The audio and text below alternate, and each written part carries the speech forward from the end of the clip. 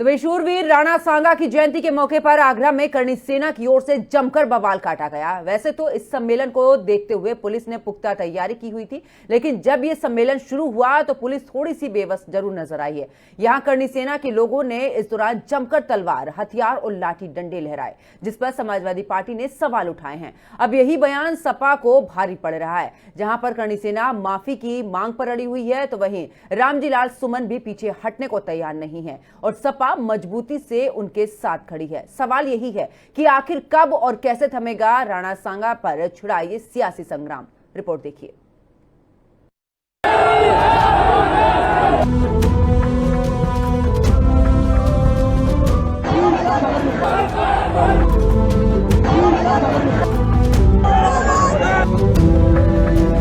आगरा में करणी सेना ने खूब काटा बवाल। तलवार, हथियार लहराने पर समाजवादी पार्टी का सवाल। रामजी लाल सुमन के बयान पर जारी संग्राम। बोली करणी सेना मांगे माफी, नहीं तो बुरा होगा अंजाम। 21 मार्च को संसद में समाजवादी पार्टी सांसद रामजी लाल सुमन की ओर से राणा सांगा पर दिए बयान को लेकर करणी सेना आग बबूला है। राणा सांगा की जयंती के मौके पर आगरा में करणी सेना ने रक्त स्वाभिमान सम्मेलन किया, जिसमें लाखों लोग इकट्ठा हुए। लेकिन चौंकाने वाली बात ये रही कि युवाओं की भीड़ यहां तलवार, हथियार और लाठी डंडे लेकर पहुंची। भीड़ इतनी उग्र हो गई कि सम्मेलन परिसर से पुलिस को भी बाहर निकाल दिया गया। अब इसे लेकर समाजवादी पार्टी सरकार को घेर रही है। अखिलेश यादव ने कहा कि ये करणी सेना नहीं बल्कि बीजेपी की सेना है।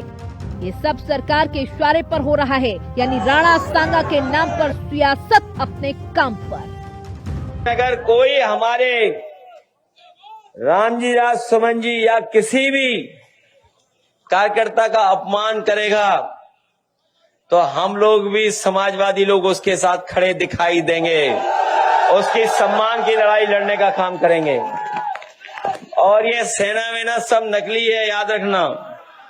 ये बीजेपी वालों की ये ट्रूपर है, ये जो सेना दिखाई दे रही है ये कोई सेना वेना नहीं है, सब बीजेपी वाले लोग हैं। और जिस तरह के तत्व यहाँ हिंसक वातावरण बना रहे, ये मैं समझता हूँ देश की सेहत के लिए किसी भी कीमत पर ठीक नहीं है। क्या करें, अकेले घूमे? जब तमाम ध्वंस मिल रही है, हमारी जिंदगी को खतरा है, लोग गोलियां मार रहे हैं, मेरे परिवार को समाप्त करने की कोशिश की, घर पे बुलडोजर लेकर के आ गए, कोई जीभ काट रहा है, कोई कान काट रहा है, कोई नाक काट रहा है, कोई सीधा गोली मार रहा है, तो उस परिस्थिति में क्या करना चाहिए? मजबूरी था हमारे कोर्ट में जाना, हम हाई कोर्ट में गए। जिस तरीके से समाजवादी पार्टी के नेता रामजी लाल सुमन ने संसद में करणी सेना के कार्यकर्ताओं पर और राणा सांगा पर जिस तरीके के प्रहार किया, उसको देखते हुए करणी सेना ने आज विशाल प्रदर्शन जरूर किया था, लेकिन भारतीय जनता पार्टी और उसकी सरकार ने, योगी के प्रशासन ने, योगी के अधिकारियों ने जिस तरीके से सूझबूझ का काम किया है और किसी भी अप्रिय घटना को होने से रोका है, तो ये बिल्कुल साफ दिखाता है कि उत्तर प्रदेश में योगी राज है और योगी राज का लॉ एंड ऑर्डर पूरी तरीके से मेंटेन है। लेकिन समाजवादी पार्टी जो इस तरीके का काम लगातार बयान देकर कभी जो है दलितों को भड़काना, कभी क्षत्रिय सेना को भड़काना, कभी करणी सेना को भड़काना और बार बार में जो है अल्पसंख्यक समाज को भड़काना, तो उनको इस गंदी राजनीति से बाध आना चाहिए। जिनकी सरकारों में पहले से दलितों पर अत्याचार और प्रताड़ना का मिशन चल रहा है, वो जब जोड़ने की बात करते हैं, मिशन चलाने की बात करते हैं, इससे ज्यादा दुर्भाग्यपूर्ण हास्यास्पद कुछ नहीं हो सकता।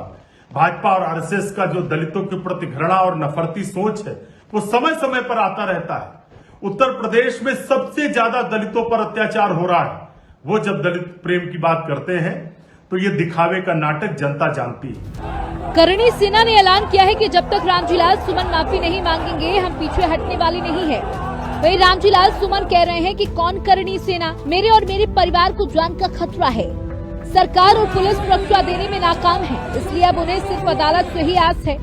ऐसे में सवाल ये है कि आखिर राणा सांगा पर चल रहा ये संग्राम कब थमेगा।